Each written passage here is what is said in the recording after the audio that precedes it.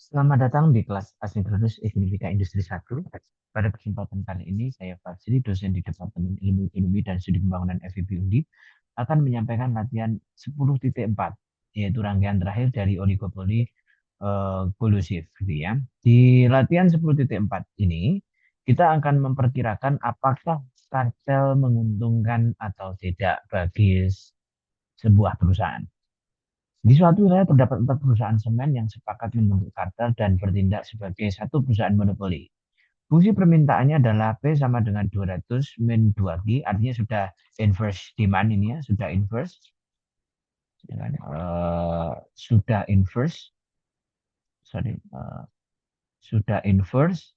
Nah, jadi Anda tidak perlu memindah-pindah luaskan. Dengan biaya total masing-masing perusahaan adalah sekian. Jadi ini adalah firm representatif yang identik. Artinya sama ya, semua perusahaan sama. Berarti kita tidak perlu menjumlahkan, tapi cukup memperhitungkan berapa MC-nya untuk setiap perusahaan. Ya. Untuk menjaga kepatuhan anggota kartel, setiap perusahaan harus membayar biaya pengawasan dan penegakan kesepakatan sebesar ini. Ini berarti transaction cost-nya. Ya. Transaction cost-nya adalah 1.500 per perusahaan per tahun. Nah, yang ditanyakan adalah tentukan output monopoli dan harga monopoli. Tingkat diskonto adalah 8%.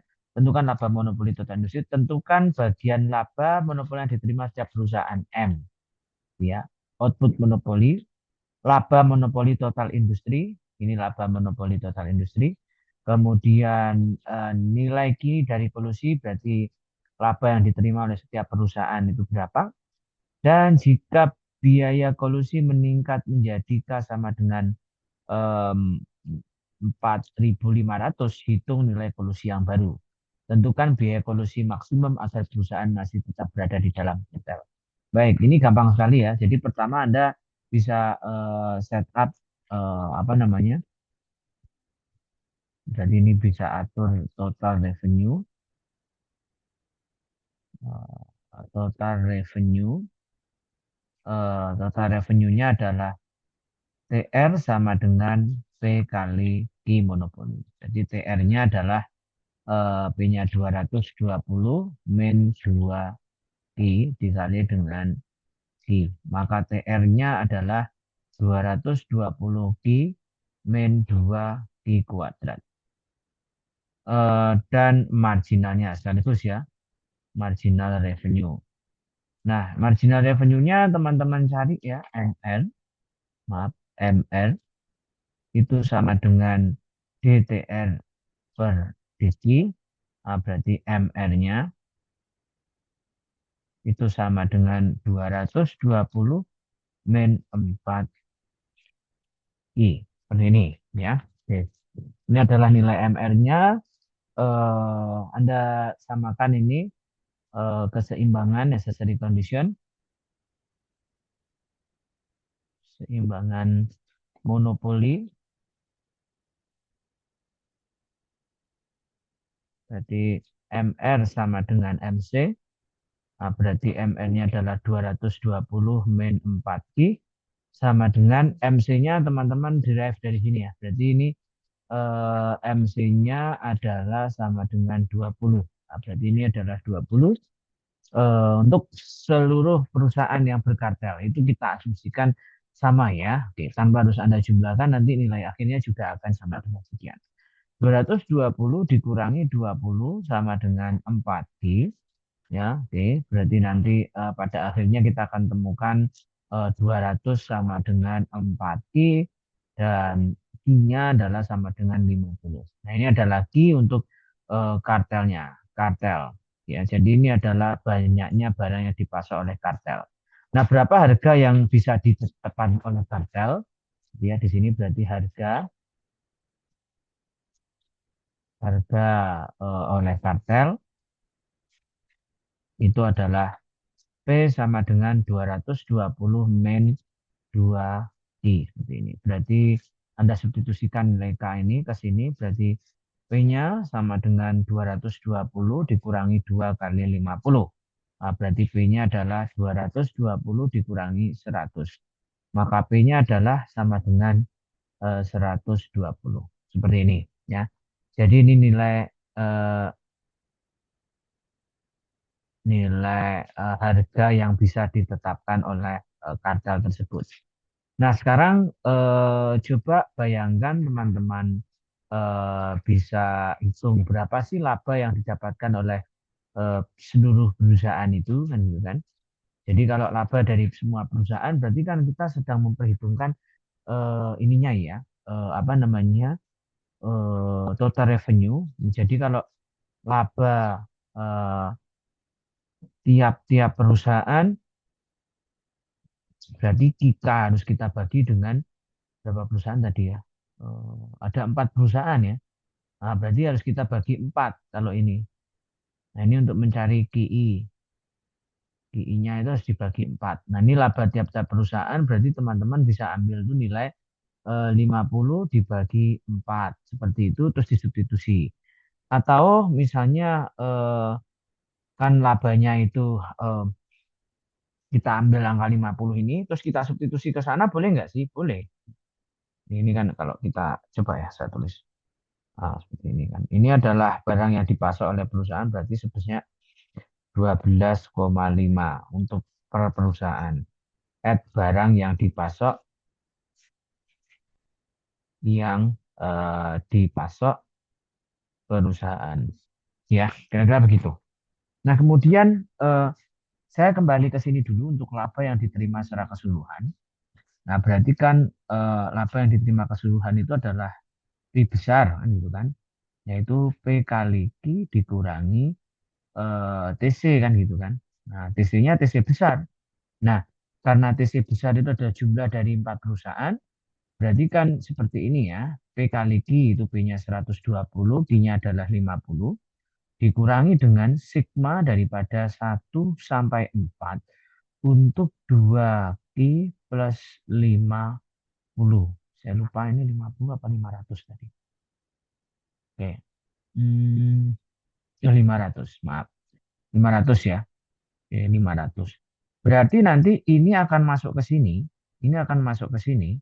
Karena ini adalah perkalian Q1, Q2, Q3, Q4. Berarti ini akan berubah menjadi Q besar kan? Oke, untuk yang ini. Berarti ini Anda hitung dulu aja. 12 kali 50 itu. 12 kali 5, 0, 1, 6. 60 ya. 60, nolnya 2. Men. Nah, yang ini kan sama dengan Q1 tambah Q2 ditambah Q3 tambah Q4. Itu sama dengan Q besar. Jadi ini akan berubah menjadi 2 Q besar. Karena ini penjumlahan dari 4 ditambah dengan 4 kali 500. Kok bisa 4 kali ya? Karena ada 4 perusahaan. Loh ini kok nggak dikali 4? Dikali 4 jika ini menggunakan Ki kecil. Nah, tadi Ki kecilnya berapa? Ki kecilnya itu sebetulnya berapa tadi? 12,5. Kalau dimasukkan sini kan sebenarnya juga 2 kali 4 kali 12,5. Gitu kan. Sebetulnya kan begitu. Ini adalah laba secara keseluruhan ya teman-teman ya. Oke, saya lanjutkan.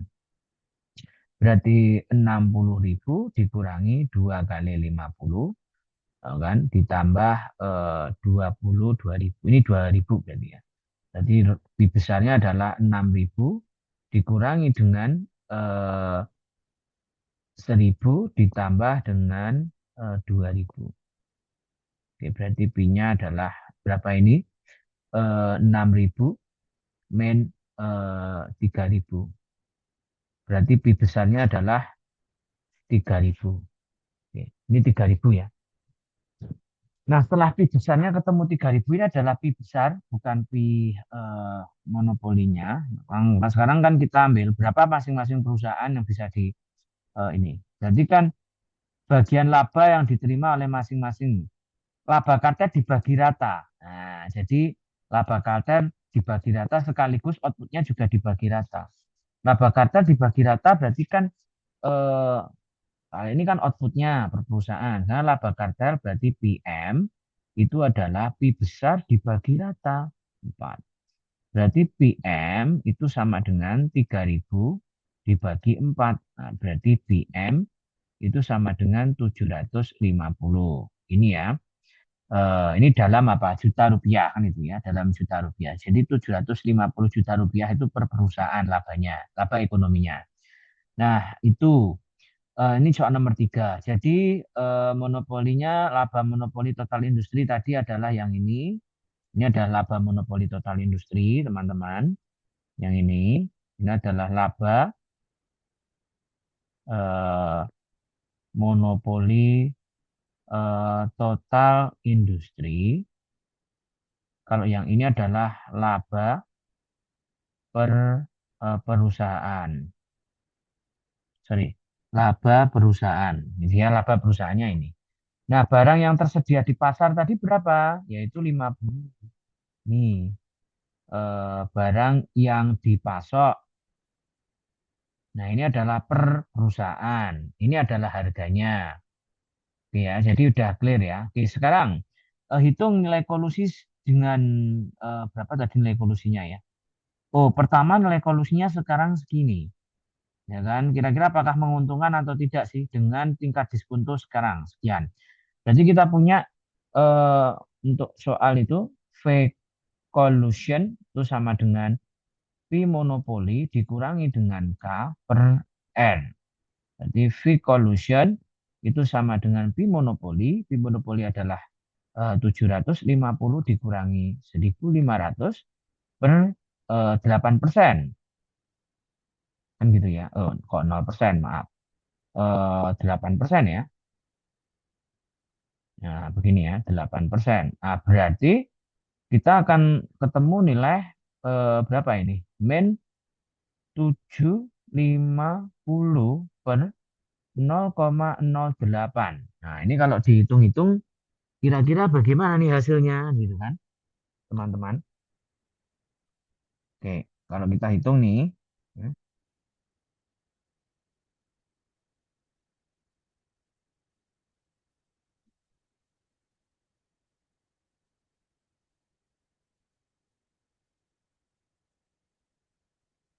saya hitung dulu ya, 750 per 0,088.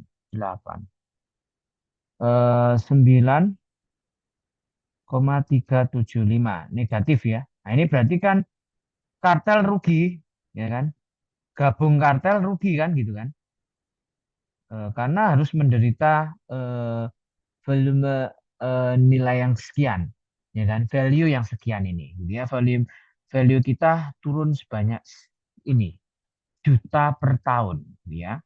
Jadi nilai daripada reputasi kita sendiri kan gitu ya, itu ditaksir mengalami penurunan sebesar 9,375 juta per tahun. Artinya kita tidak bisa bergabung ke kartel terus-terusan. Kalau misalnya kita mengalami kejadian yang demikian. Nah, sama halnya dengan ketika vehicle-nya kita naikkan. Vehicle-nya dinaikkan misalnya eh, ini ya, sikol kita naikkan 750 min 45. Ini makin turun kan gitu kan. Jadi makin turun teman-teman. Silakan dibantu perhitungkan ini. Artinya tidak cukup menguntungkan jika nilainya sebesar itu. Nah, oleh karena itu di sini ditanyakan ya nilai kolusi yang baru ya makin turun. Coba dihitung ya teman-teman ya. Dengan cara yang seperti ini tadi. Oke. Nah, sekarang tentukan nilai kolusi maksimum agar perusahaan masih bersedia tetap berada di dalam kartel. Jadi kita punya PM dikurangi dengan K per R. Itu kan nilai kolusinya. Supaya dia bertahan kan Vikol harus lebih besar dari nol. Ya, lebih besar dari sama dengan nol. Ini berarti kan 750 min K per 0,08 lebih besar dari sama dengan 0 kan gitu kan. Nah, itu yang harus Anda perhatikan di sini. Nah, yang bawah kan tidak diselesaikan atau sudah pasti himpunan real yang bawah. Yang atas adalah 750 min K, lebih besar daripada 0. Berarti K-nya adalah sebisa mungkin harus lebih besar daripada 750. Tidak lebih besar dari 750, sorry. K-nya tidak lebih besar dari 750, sehingga nilai maksimumnya adalah 750 untuk batas biaya kolusi maksimum dari perusahaan itu supaya dia tetap berada di dalam kartel. Gitu ya teman-teman ya untuk pembahasan 11.4. Maaf 10.4. Kita lanjutkan di 11.1 pada video berikutnya. Terima kasih.